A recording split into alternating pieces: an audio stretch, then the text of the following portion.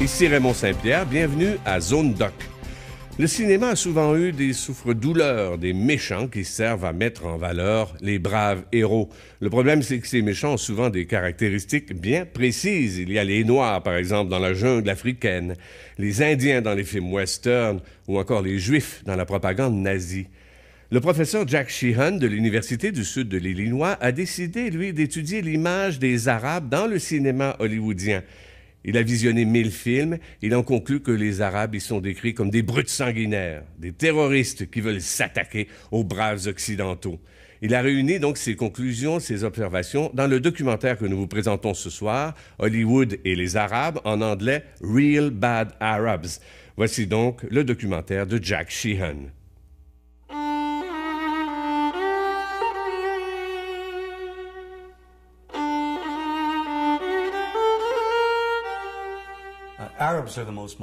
Les Arabes forment le groupe ethnique le plus dénigré de toute l'histoire d'Hollywood.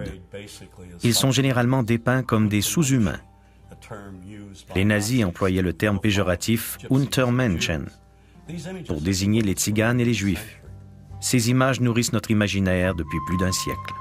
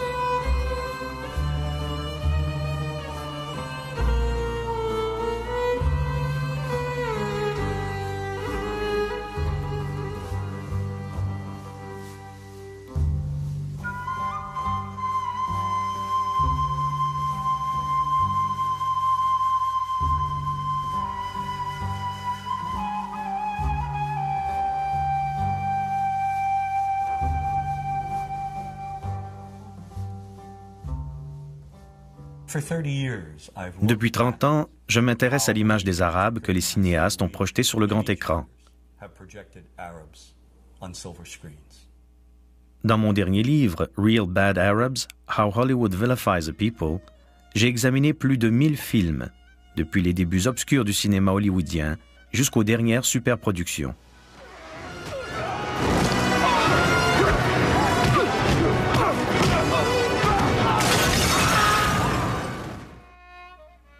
J'ai voulu mettre en évidence ce que trop de gens refusent de voir. Une dangereuse omniprésence du stéréotype de l'arabe haineux qui dépouille un peuple entier de son humanité. Dans tous les aspects de notre culture, l'arabe tient le rôle du bandit. C'est un fait. Il n'y a aucune exception.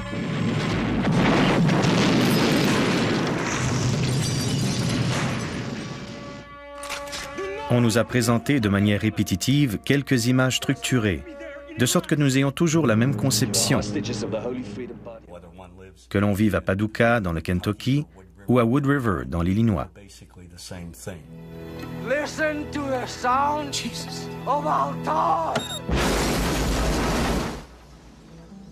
Et cette conception correspond au mythe véhiculé sur les Arabes dans le cinéma hollywoodien.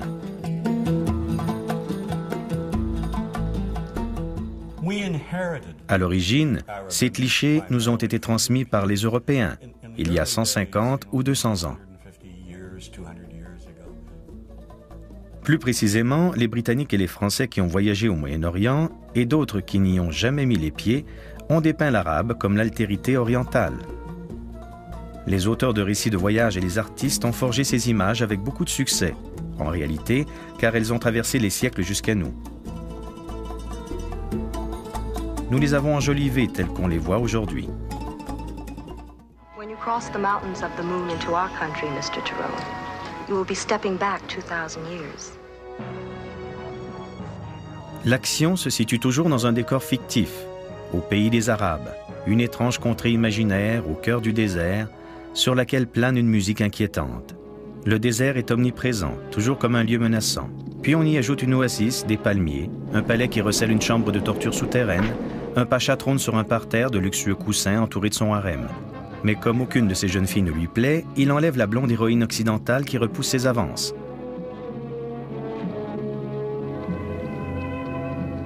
Lorsqu'on se hasarde au pays des Arabes, il faut connaître la recette instantanée d'Ali Baba.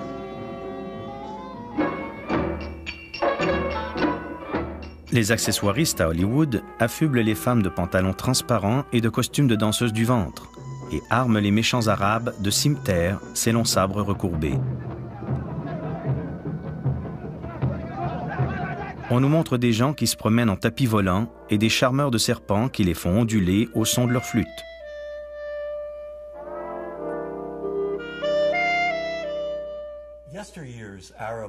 Les années passent, mais les pays arabes ne changent pas. Tu es en retard. Toutes mes excuses, ô homme patient. Alors, tu l'as. J'ai dû trancher quelques gorges, mais je l'ai.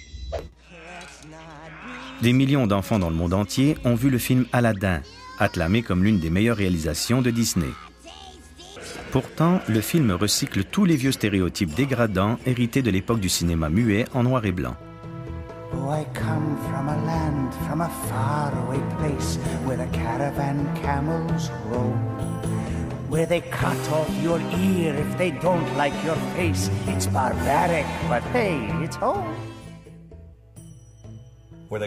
À l'origine, le premier couplet disait « Où l'on te coupe l'oreille pour un oui, pour un non, c'est barbare, mais hey, c'est chez moi ». Un producteur doté d'un minimum de bon sens et de délicatesse n'aurait jamais accepté que de telles paroles se retrouvent dans sa chanson d'ouverture. Mais cela ne s'arrête pas là. Oh, tu as faim, n'est-ce pas? Tiens, prends. J'espère que tu n'as pas l'intention de t'en aller sans payer. Est-ce que tu sais comment on punit les voleurs? Oh non, je vous en supplie! Oh. Les cinéastes utilisent les Arabes comme des personnages caricaturaux, des faire-valoir à qui ils attribuent le rôle du méchant ou du comique de service. D'un film à l'autre, les Arabes tiennent le rôle de bouffons destinés à déclencher des rires faciles.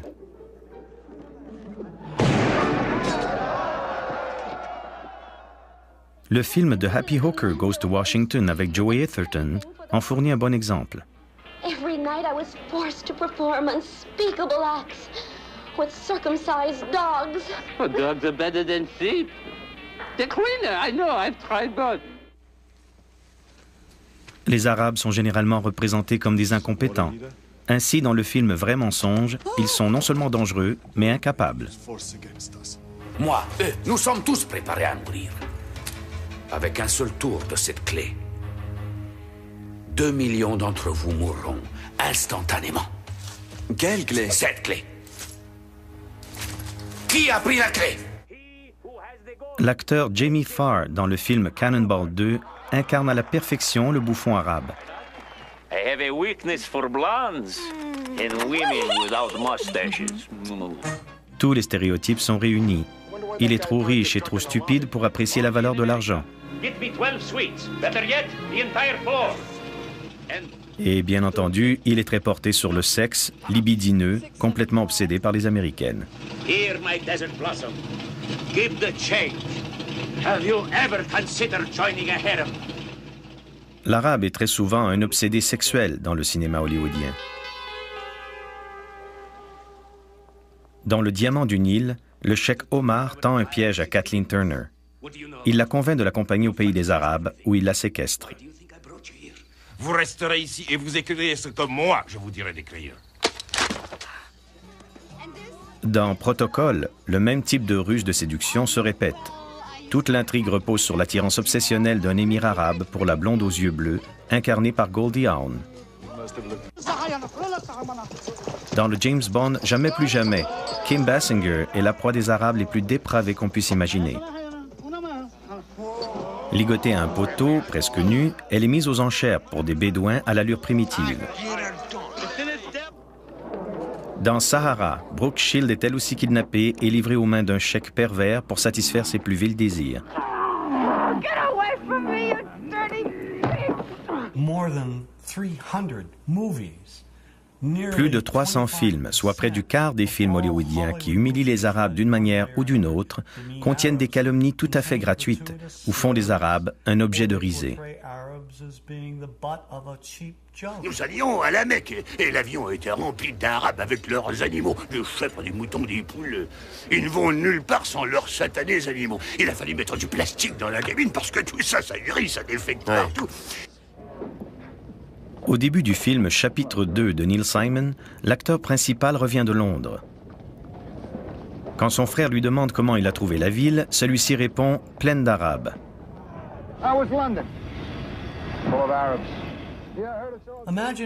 Mais imaginez s'il avait répondu « pleine de Noirs »,« pleine de Juifs » ou « pleine de Latinos ».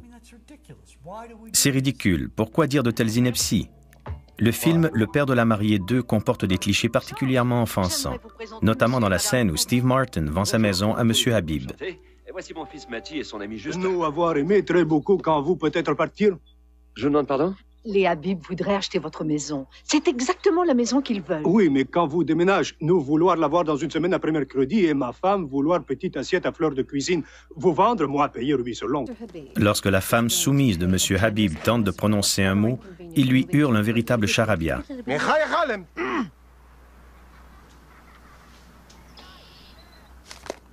Puis il offre à Steve Martin une prime de 15 000 $ pour déménager dans les 10 jours. Quand Steve Martin décide de dire à M. Habib qu'il ne désire finalement plus vendre sa maison, il se trouve nez à nez avec une équipe de démolisseurs prête à raser sa superbe demeure. Dans une scène qui rappelle l'un des stéréotypes juifs les plus humiliants, M. Habib exige un bénéfice de 100 000 $ pour revendre à Steve Martin la maison qui lui appartient seulement depuis la veille. Vous m'obligeriez à aller emprunter pour une chose qui m'appartenait il y a 24 heures. Bien ça, faites comme vous voudrez. Votre belle allée, votre clôture, toute votre vie. Pourtant, le premier film Le Père de la mariée, avec Elizabeth Taylor et Spencer Tracy, ne met en scène aucun personnage arabe ou arabo-américain. Pourquoi Disney a-t-il introduit des personnages aussi dégradants dans Le Père de la mariée 2? Pour la même raison que dans Gladiateur, les marchands d'esclaves qui capturent Russell Crowe sont arabes. C'est insensé. Hollywood introduit des Arabes ou des scènes dégradantes pour les Arabes dans des films qui n'ont rien à voir avec le Moyen-Orient.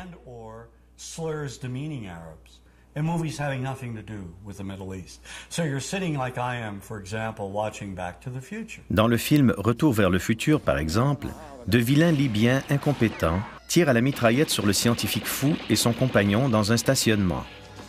Pourquoi?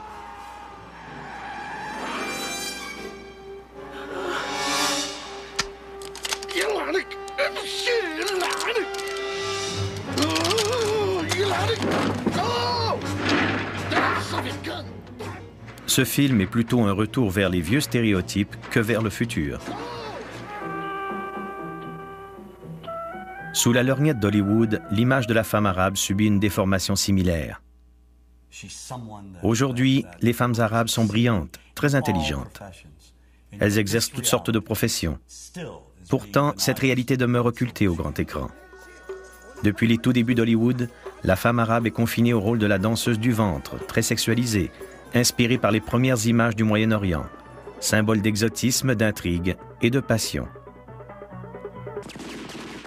Mais au cours des dernières années, cette image a subi une transformation draconienne. La femme arabe est maintenant représentée comme une terroriste. Emmitouflée de noir, une silhouette voilée en arrière-plan, dans l'ombre, totalement soumise. Il semble que plus les femmes arabes s'épanouissent, plus Hollywood les enferme dans leur carcan.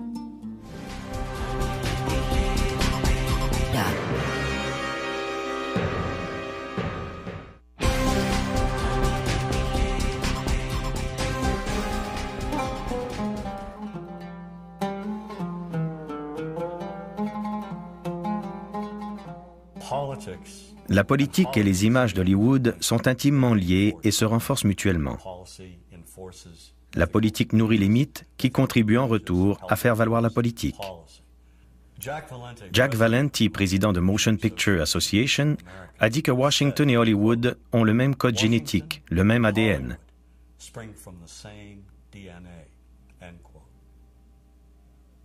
L'image de l'arabe a subi une transformation immédiatement après la Seconde Guerre mondiale.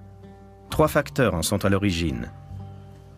Le conflit israélo-palestinien, dans lequel les États-Unis ont clairement pris position en faveur d'Israël, l'embargo pétrolier des pays arabes dans les années 1970, qui a fortement irrité les Américains lorsqu'ils ont vu s'envoler le prix de l'essence, et enfin, la révolution iranienne, qui a envenimé les relations arabo-américaines en raison de la prise en otage de diplomates américains par des étudiants iraniens qui a duré plus d'1 an.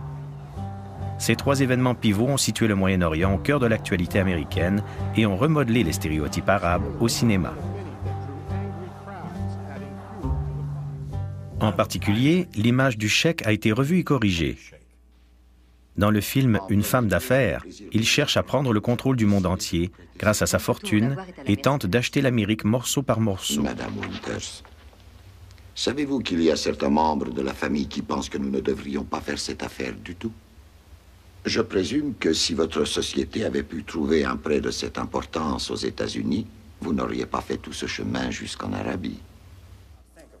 Pensons aussi au roi du pétrole dans Indiana Jones et la dernière croisade de Spielberg, ou au cheikh Cupid, prêt à commettre tous les actes de terrorisme, même à lancer un missile dans Ernest dans l'armée.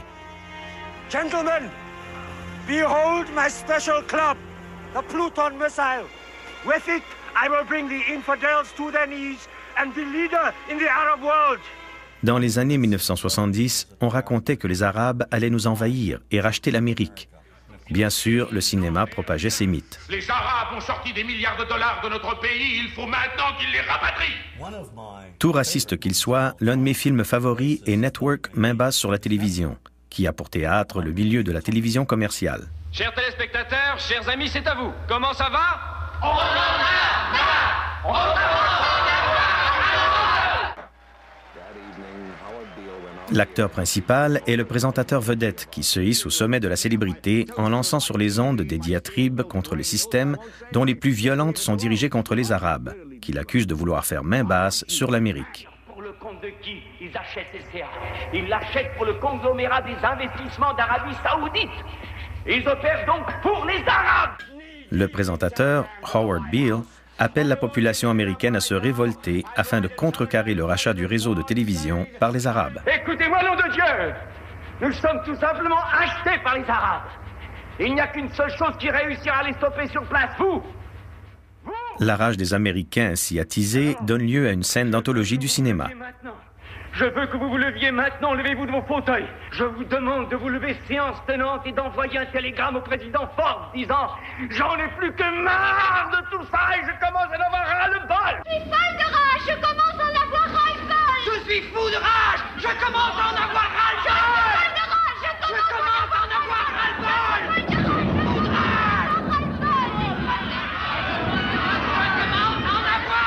Cette colère née de la peur, en réaction à un prétendu complot et à une menace émanant d'un groupe précis, devrait pourtant nous rappeler des événements pas si lointains.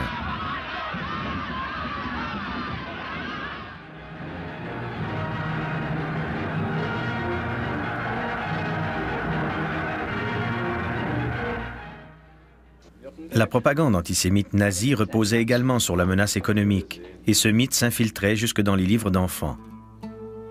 L'image populaire des Juifs dans la propagande nazie trouve malheureusement écho dans l'image de l'Arabe véhiculée par nos films hollywoodiens favoris. À la différence près que l'Arabe est généralement vêtu d'une longue robe et d'un foulard sur la tête.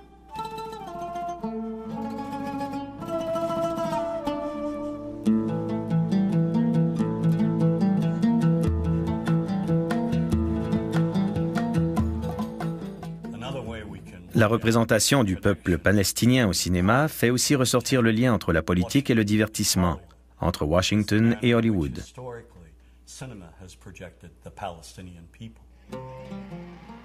Depuis la fondation de l'État d'Israël en 1948, celui-ci jouit du soutien indéfectible des États-Unis. Chacune des administrations américaines a clairement pris le parti d'Israël. À l'inverse, les politiciens n'ont pratiquement rien fait pour aider les millions de réfugiés palestiniens plongés dans la misère la plus noire à la suite de la création d'Israël.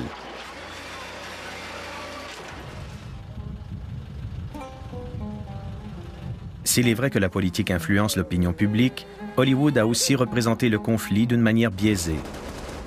Les films dépeignent systématiquement les Palestiniens comme des terroristes, tous méchants, sans exception. Made in America, Colonel.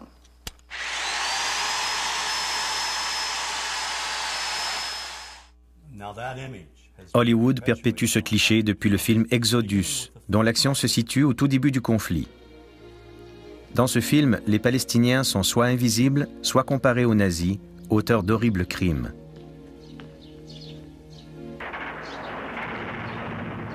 Le film L'ombre d'un géant, sorti en 1966, présente aussi les Israéliens comme d'innocentes victimes de la violence des Palestiniens. Kirk Douglas y tient le rôle d'un militaire américain qui vient prêter main forte aux Israéliens. Certains dialogues du film semblent tout droit sortis du ministère des Relations publiques d'Israël. Voyez, il y a un pays qui est entouré par 5 pays arabes qui ne désirent que les rejeter à la Méditerranée. Sans fusil, sans chars, sans amis, sans rien, ce peuple combat avec ses mains nues pour un morceau de désert. Les Palestiniens dans ce film sont les lits de la société. Ce sont des terroristes brutaux, des maniaques au regard fou. Ils sont prêts à tuer n'importe qui, n'importe quand, n'importe où, sans raison. Une scène particulièrement violente montre un autobus calciné auquel il y a une juive morte, l'étoile de David gravée sur son dos.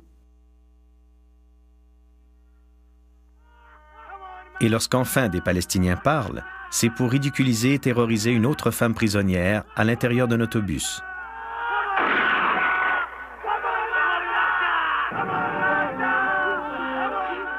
Dix ans plus tard, dans le film Dimanche noir, le terroriste palestinien prend un visage féminin. Intéressant. Là où elle frapperont, ça fera mal. Là où il se croit invulnérable. La terroriste tente d'exterminer à l'aide d'un dirigeable publicitaire de Goodyear 80 000 Américains rassemblés dans un stade de Miami pour le Super Bowl. Elle élimine de sang-froid quiconque se met en travers de sa route.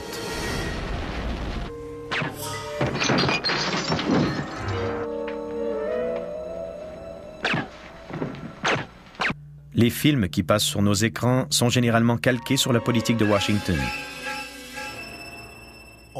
C'est particulièrement évident dans les années 1980 et 1990, où l'on dénombre une trentaine de films dans lesquels des Palestiniens tentent de détruire le peuple américain.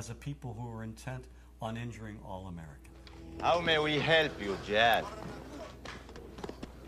Le film Death Before Dishonor, sorti en 1987, dresse le portrait le plus abject des Arabes et des Palestiniens. Ceux-ci, après avoir assassiné un garde, massacrent une famille israélienne.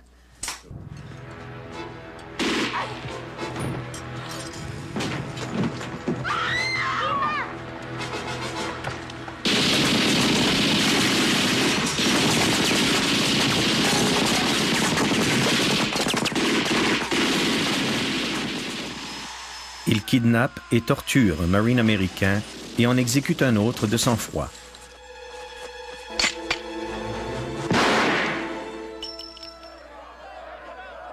Ils brûlent ensuite le drapeau américain juste devant l'ambassade américaine. Puis la font exploser dans un attentat suicide.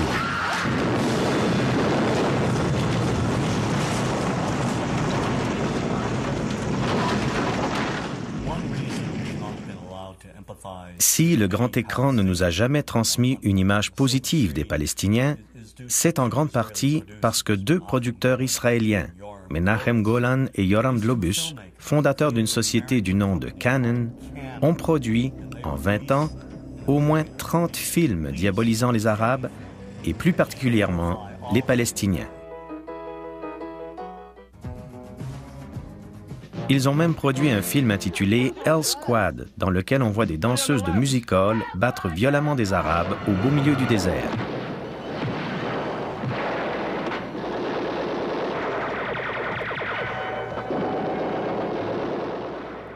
Mais d'après moi, Delta Force constitue leur film le plus efficace, l'un des plus populaires et des plus racistes. On y voit des Palestiniens détourner un avion et terroriser les passagers, en particulier les Juifs. Pick out the passport with Jewish names. Aucune forme de communication n'est aussi efficace que le cinéma pour faire de la propagande.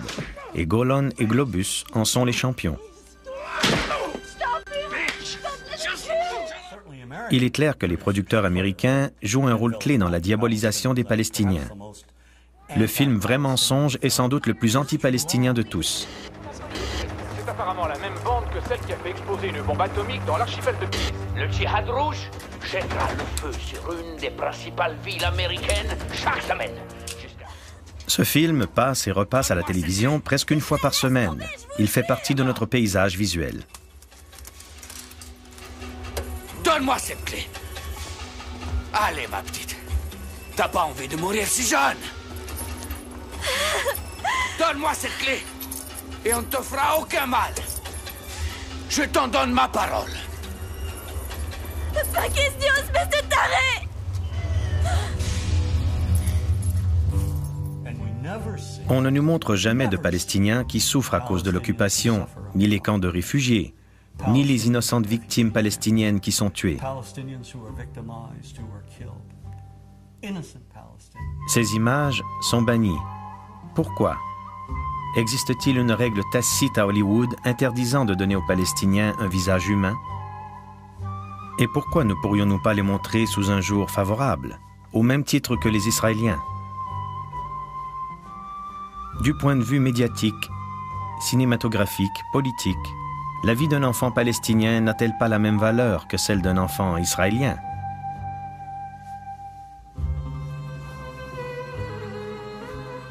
Et si c'est le cas, pourquoi le grand écran en fait-il abstraction?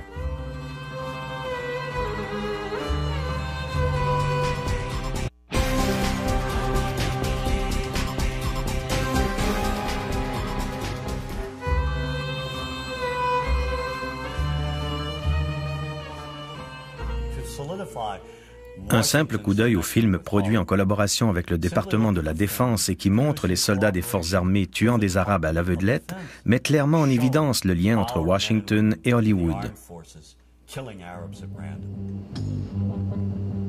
Dans le film Aigle de fer, un adolescent apprend du jour au lendemain à piloter un avion à réaction pour aller bombarder un pays arabe. Sans oublier Les Meilleurs, dans lequel Charlie Sheen se rend au Liban pour liquider des tonnes d'Arabes.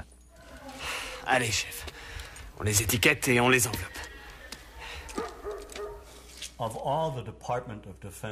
Dans tout le cinéma de sécurité nationale, l'enfer du devoir restera dans les annales comme le plus raciste.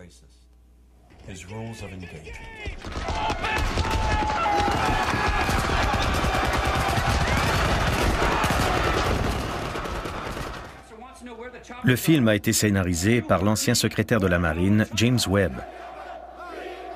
L'action se déroule au Yémen, un pays réel du Moyen-Orient. En raison de violentes manifestations devant l'ambassade américaine, les Marines, dirigés par Samuel L. Jackson, sont appelés en renfort pour évacuer les employés américains. Mais les Marines ouvrent le feu sur la foule, tuant de nombreux Yéménites, parmi lesquels des femmes et des enfants. Pour mener son enquête, Tommy Lee Jones, l'avocat qui défend le personnage de Samuel L. Jackson, se rend au Yémen. Jusque-là, on est porté à croire à l'évidence que les Marines ont bel et bien commis cette atrocité. Des marines américains armés, ils tiraient sur son peuple. Ils essayaient juste de défendre leur peau. Durant son enquête, l'avocat aperçoit une petite fille unijambiste. Il la suit et se retrouve dans une salle d'hôpital remplie de victimes civiles. Il découvre une bande audio près du lit de l'une de ses victimes. Il fait ensuite traduire le contenu de la bande en cours. Et on commence immédiatement à comprendre qui est réellement responsable du massacre. Tuer les Américains et leurs alliés, qu'ils soient civils ou militaires, est le devoir de chaque musulman qui en est capable. On découvre que les civils yéménites ne sont pas aussi innocents qu'il n'y paraît à première vue. Il s'avère qu'ils ont ouvert le feu les premiers. Et dans une scène d'une incommensurable infamie, on apprend soudainement que la petite fille qui nous a tant attendris, dont l'humanité et l'innocence ont fait fondre nos stéréotypes, ne vaut finalement pas mieux que les terroristes yéménites. Si bien que, quand Samuel L. Jackson nous livre la réplique clé « Il faut tuer ces enfoirés », on est d'accord.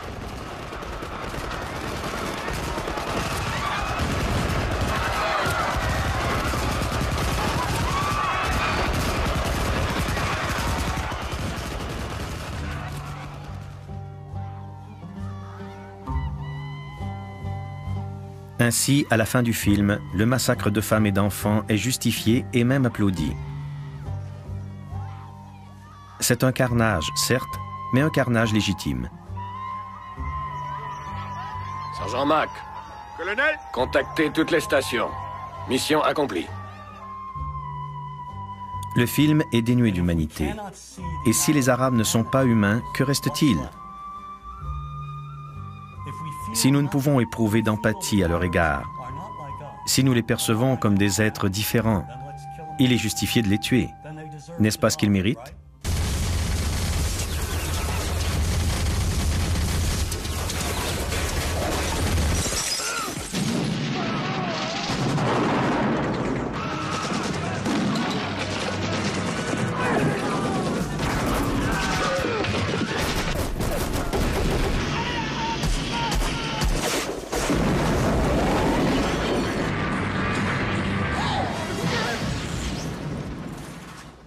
Et que pensent de nous les Arabes qui voient ces films ? Car ils se louent 25 cents américains en Égypte. Quel effet produit sur ces gens des images où l'on voit des Américains tuer des Arabes ? Cela rapproche-t-il les deux peuples ? Ce genre de film contribue-t-il à créer un climat de paix ou à creuser davantage le fossé qui nous sépare ?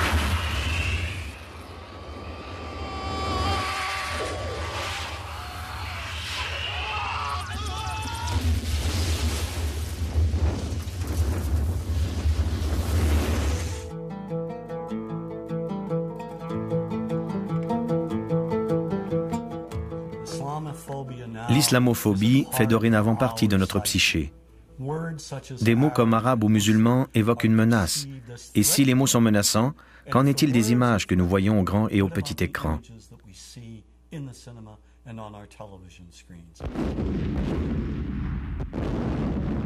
Nous sommes en guerre contre l'Irak depuis mars 2003. Mais le déclenchement de cette guerre n'a-t-il pas été grandement facilité du fait que nous diabolisons les Arabes depuis plus d'un siècle ?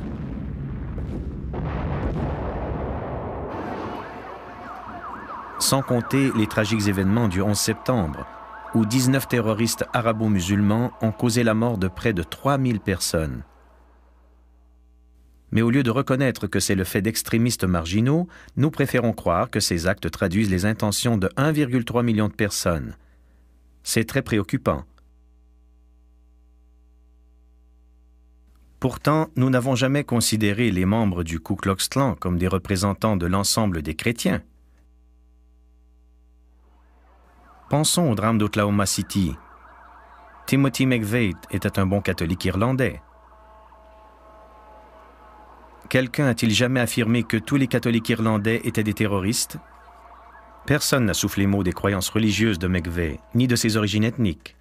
Ces faits n'avaient aucune importance. Par contre, s'il avait été d'origine arabe ou arabo-américaine, son appartenance ethnique aurait été mise en relief. Rappelez-vous lorsque la nouvelle de l'attentat a pris d'assaut les ondes. Pratiquement tout le monde a émis des hypothèses sans détenir aucune preuve.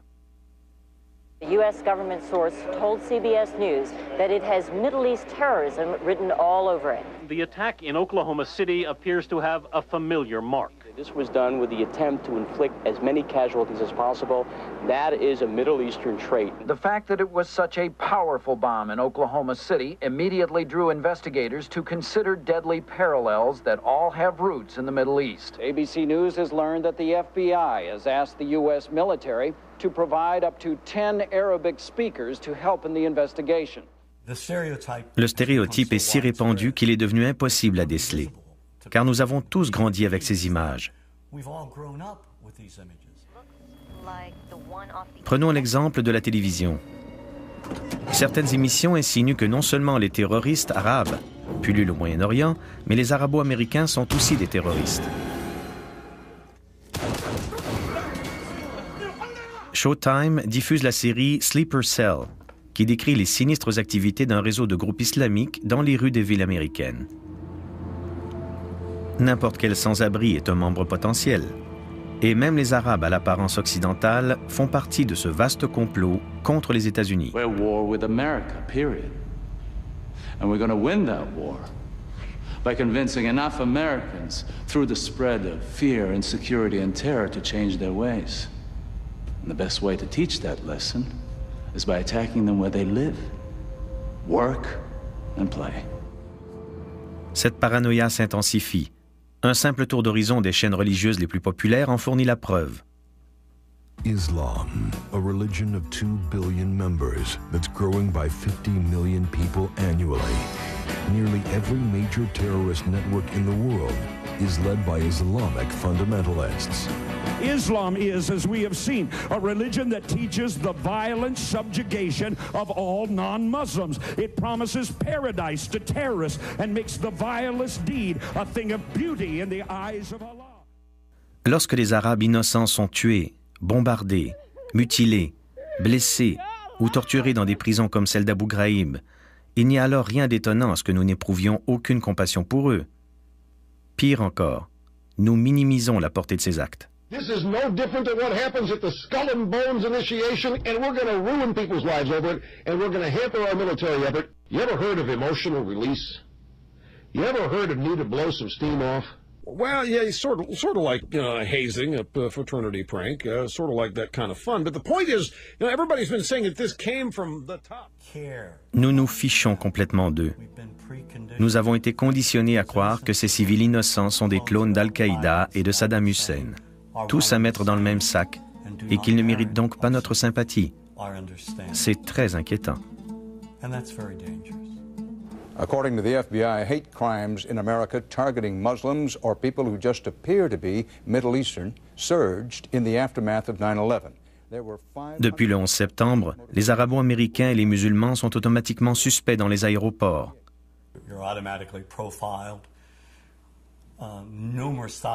Des milliers de musulmans américains ont été arrêtés et détenus sans aucun procès.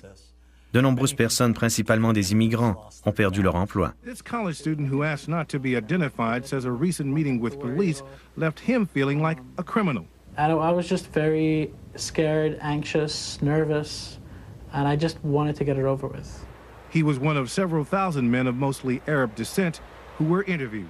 Je crois que cette vague de crimes haineux, de suspicions, d'arrestations témoigne une fois de plus du pouvoir du cinéma. En dépit de la réalité, des faits que nous savons véridiques, nous nous accrochons aux mythes qui restent profondément ancrés dans notre psyché.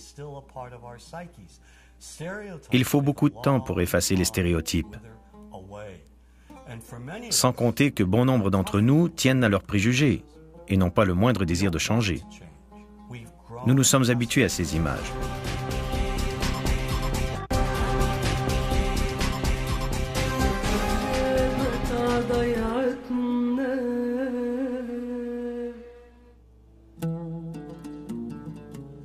Qu'est-ce que les Arabes évoquent pour nous? Quelles images nous viennent en tête? Voyons-nous ces gens tels qu'ils sont, c'est-à-dire très semblables à nous malgré une réelle différence culturelle et géographique? Et quelle image avons-nous des femmes arabes? Des femmes qui rient, s'amusent et adorent leurs enfants. Des femmes qui travaillent à la maison, mais aussi à l'extérieur. Beaucoup de gens seraient étonnés d'apprendre que dans de nombreux pays arabes, les femmes sont majoritaires sur les campus.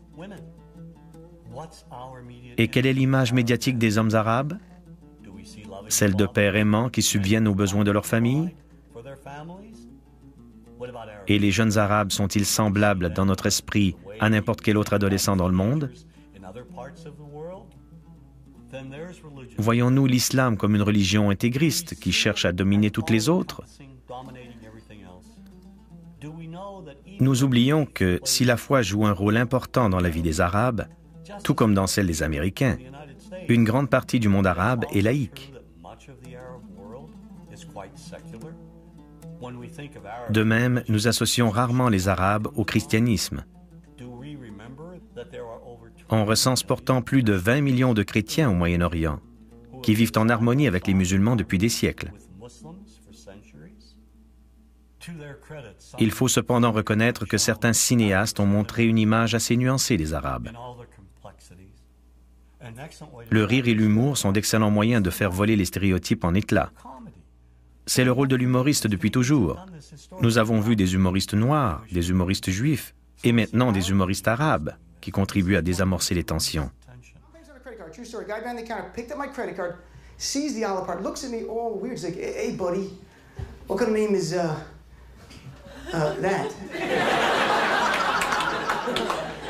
I'm like, "Well, sir, it's an Arabic name." He goes, "Yeah, what does this mean?" So I'm like, "Well, translate it to English. It means peaceful, friendly Arab." But he's not happy. He goes, "Yeah, what Arab country is your family from?" So I tried the most peaceful, popular one that he would like. So I'm like, "We're from the same Arab country that Aladdin is from." Dans le DVD de Fahrenheit 9/11, Michael Moore a eu le mérite d'ajouter cette scène humoristique. My name really is Ahmed Ahmed, and I can't fly anywhere. All you white people have it easy. You guys get to the airport like an hour, 2 hours before your flight. It takes me a month and a half. Security's gotten so bad now I just show up to the airport in a G-string. I'm like, how you guys doing? The character I read for was terrorist number 4. Not number 1, not number 2, number 4. And I was already well into my comedy career at this point, so I didn't take it that serious. And I read my lines way over the top. And, you know, I was like, sit down, you will obey, or I'll kill you in the name of Allah, you know, stuff like that. And the director went nuts, and he was like, that was brilliant, Ahmad.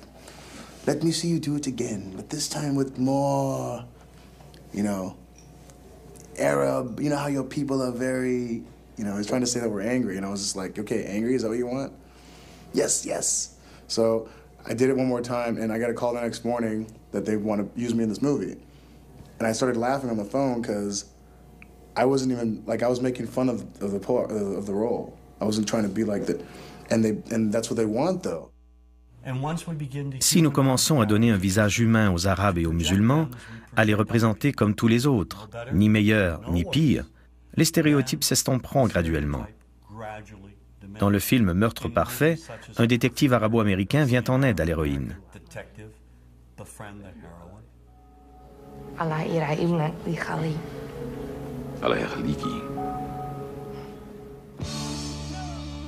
J'ai agi comme consultant pour le film Les Rois du désert. L'action se déroule pendant la guerre du Golfe en 1991.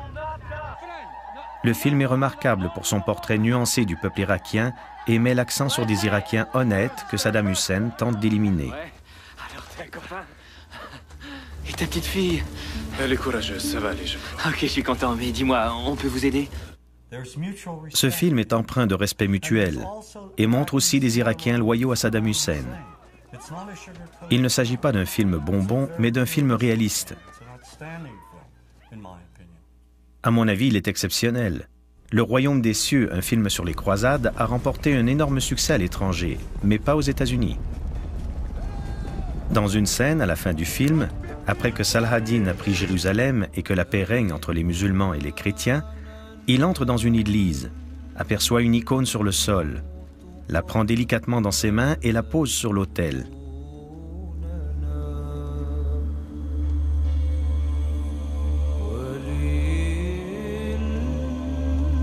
Quand le film a été présenté à Beyrouth, le public s'est levé pour applaudir. Des musulmans et des chrétiens ont applaudi une scène où un musulman fait preuve de tolérance religieuse.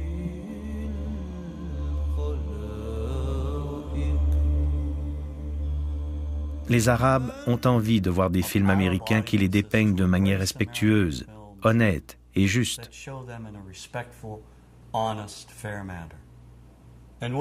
J'ose espérer que la sortie du film Syriana avec George Clooney est un signe d'ouverture de la part d'Hollywood.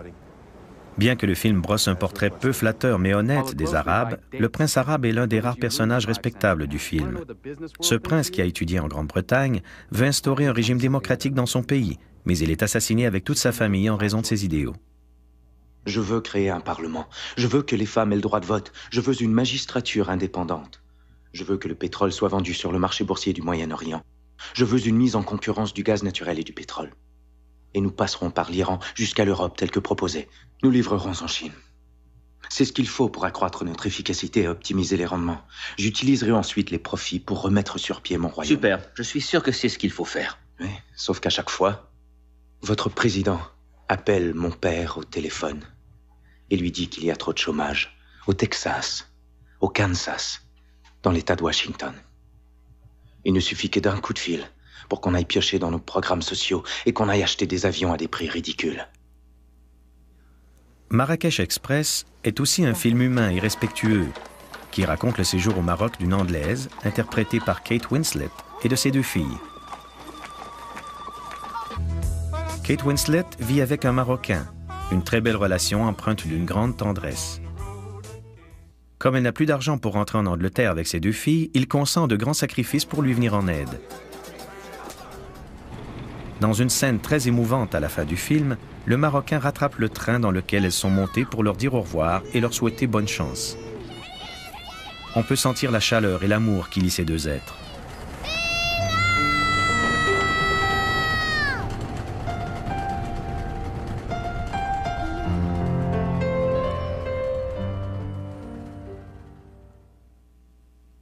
Mais aucun film n'est plus humain qu'aux portes du paradis, écrit et réalisé par Hani Abou-Assad. Deux amis palestiniens sont désignés pour perpétrer un attentat suicide à Tel Aviv. Au début, ils acceptent solennellement leur mission, mais sont interceptés à la frontière israélienne et séparés de leur escorte. Une jeune femme découvre leur plan et les amène à les remettre en question. شو سبكم؟ ليش بتعملوا هيك؟ ما عادش في خيار تاني. إذا ما نقدرش نتكافئ بالحياة نتكافئ بالموت. إذا عندك القدرة على إنه تموت وتقتل من شان التكافؤ، ليش بتدوش على إمكانية بالحياة عشان تعيش التكافؤ كمان؟ كيف؟ منظمة حقوق الإنسان تبعتك؟ هاي واحدة من الإمكانيات. عقائل هيك ما بنعطي للإسرائيلي عذر إنهم يضلوا يقتلوا فينا. والله العظيم إنك عنياتك. مش حرية بدون كفاح. لازم حدا يضحي بحاله، طول ما في ظلم واحتلال في تضحية. هذا مش تضحية، هذا انتقام. هيك بتقتل وبتصير زيهم. وببدل في الفرق بين الضحية والقتل. الفرق إنه بطل في عنا خيارات تانية. Ces trois jeunes Palestiniens sont différents les uns des autres. Ce ne sont pas des terroristes fous, ni des combattants de la liberté. Ce sont des êtres humains, avec leurs fautes, leurs succès, leurs idéaux et leurs souffrances. سعيد رد علي. كان ليش انت هون؟ ليش جيت؟ عشان اكون معك. تعال نرجع سوا مع حق. مش حينتصر بهي الطريقة. احنا بنعمل اللي علينا. نجتهد والباقي على الله. بس ربنا قال لك فكر قبل ما تعمل. رايحين نموت ناس معانا، مش راح يتغير ولا إشي. مش موت راح اغير. تكملة نضال هي راح تغير. انا ما عنديش خيار ثاني على التكملة. وإذا ما تغيرش إشي. رد إذا ما تغيرش إشي. Je suis optimiste face à l'avenir et je crois au pouvoir des jeunes cinéastes. Les stéréotypes finiront par disparaître car de jeunes hommes et femmes qui font leur début au cinéma se rendront compte de la grave injustice commise et tenteront de rétablir l'équilibre. Ce n'est qu'une question de temps. Nous avons abandonné bon nombre de nos préjugés à l'égard des Noirs, des Autochtones, des Juifs et des autres groupes. Pourquoi pas aussi à l'égard des Arabes et des musulmans? Il importe de ne pas garder le silence.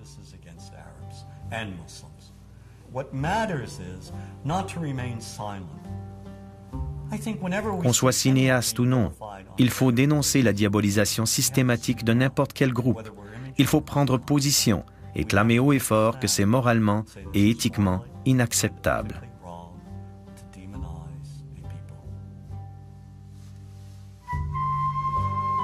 Voilà, c'était Zone Doc. Il nous reste à vous dire au revoir, à la prochaine.